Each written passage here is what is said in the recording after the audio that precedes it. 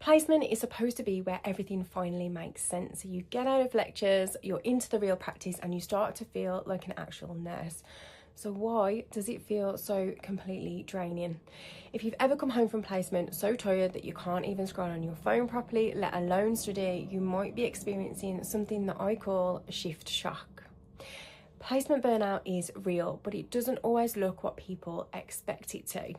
No one really warns you about the specific ways that placement wears you down or how to prevent it.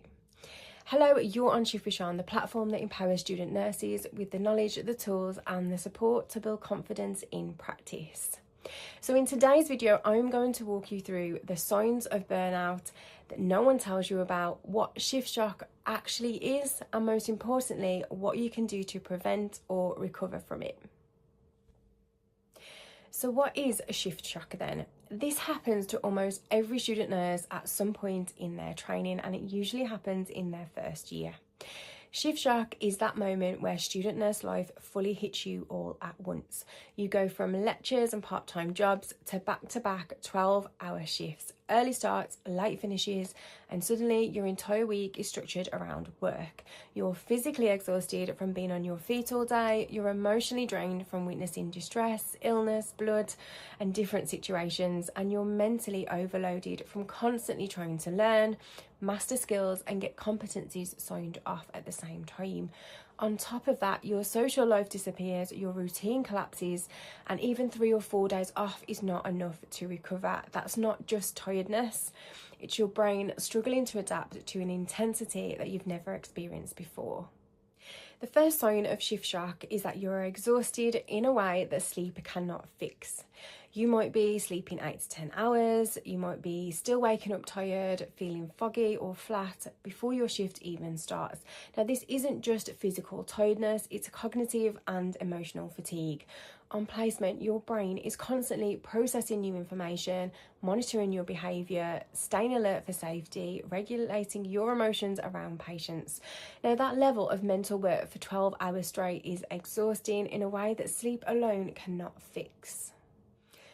So what helps then? So lowering your expectations of yourself during placement blocks. It's hard to let go of the idea that you can be on placement, you can study, you can go to the gym and have this social life. But during intense placements, it's just not realistic. So instead of saying, I'll do a full study session after my shift, try, I'll revise for 20 minutes. That counts. Avoid stacking big life goals on top of heavy placement blocks. Plan proper rest days after a long run of shifts, and treat placement weeks differently to university weeks. Your energy is not unlimited. The next sign of shift shock is that you struggle to switch off after placements. Because on placement, you are constantly performing a role. You're polite, you're professional, you're engaged and emotionally regulated. And let's be honest, wearing that student uniform makes you a magnet for jobs. You go and find an ops machine and you come back with 3 tasks that you've got to do. So when you're home, you might feel irritable, avoid messages, not want to speak, and just need total silence. Just a quick pause to share something that I have made for student nurses, and it is my nursing wellbeing journal. You are completing one of the most demanding courses there is out there, and feeling overwhelmed, burnt out, or like you're constantly on empty.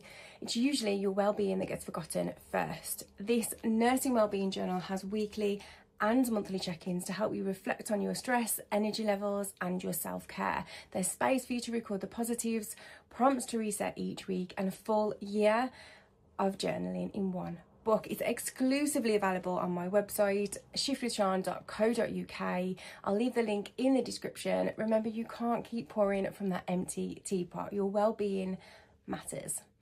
So what helps with this then? Build in decompression rituals. These are habits that tell your nervous system you are safe, you are home, and you can relax now.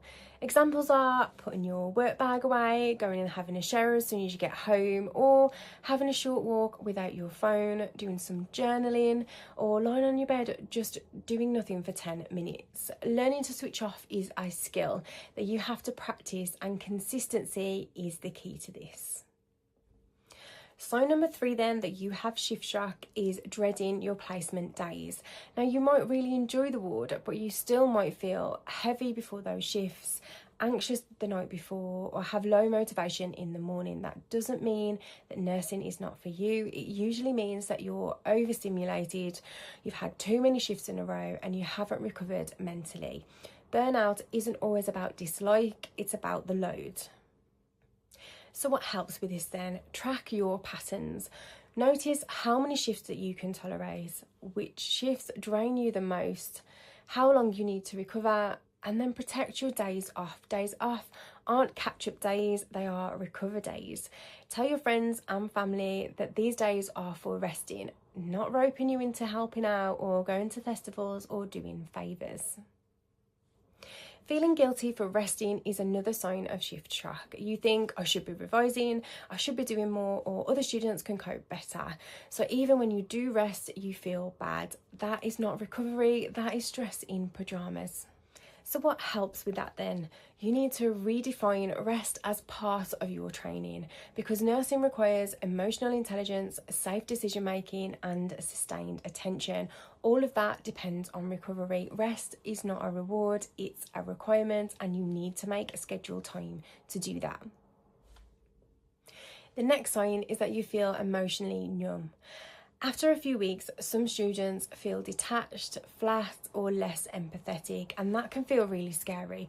But it's usually your body's way of protecting itself from stimulation overload. Your brain dampens down your feelings so that you can cope with what you're seeing. What helps with this is creating somewhere to offload: a trusted friend, another student nurse, journaling, voice notes, or counselling. Don't bottle everything up, and remember, always protect patient confidentiality. Next is that shift shock prevents you from being able to study after placement. When you come home, you just stare at the screen, reread the same line, or eventually just give up. That's not lack of motivation, it's cognitive depletion. And what helps is to use micro study sessions, 15 to 30 minutes, one topic, one task. Make lighter study sessions for placement days, things like watching a YouTube video on nursing theory, review flashcards or notes. Keep heavy study sessions for non-placement days, like those involving in-depth research, exam questions, or writing assignments.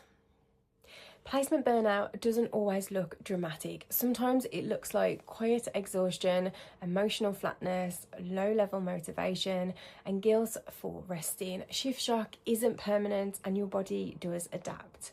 The goal is never to be feeling tired. It's to recognise the signs, adjust your expectations, build recovery into your routine, and be kind to yourself. Send this to somebody who needs to hear this right now, and click like and subscribe to help my channel reach more student nurses. Be kind to yourself, we've got this.